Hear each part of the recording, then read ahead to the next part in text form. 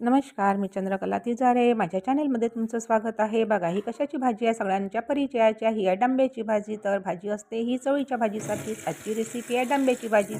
तिला छान चिरून टाकलं कारण मोठी पानं असतात. तर छान पाण्याने धुवून टाकलं आणि आता मला ते पिळून टाकायचं आहे.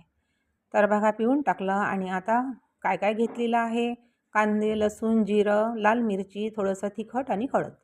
तर बघा, पातेलं मी गॅसवर मांडलेलं आहे आणि बघा, जिरीची फोडणी, जिरे टाकलेलं आहे. त्याच्यानंतर लसूण लाल झाल्यानंतर कांदे छान लाल होऊ द्यायचे आणि नंतर लाल मिरची, थोडं तिखट चवीपुरतं आणि हळद टाकलेलं आहे. बघा, आता भाजी पण मी टाकून घेतलेली आहे.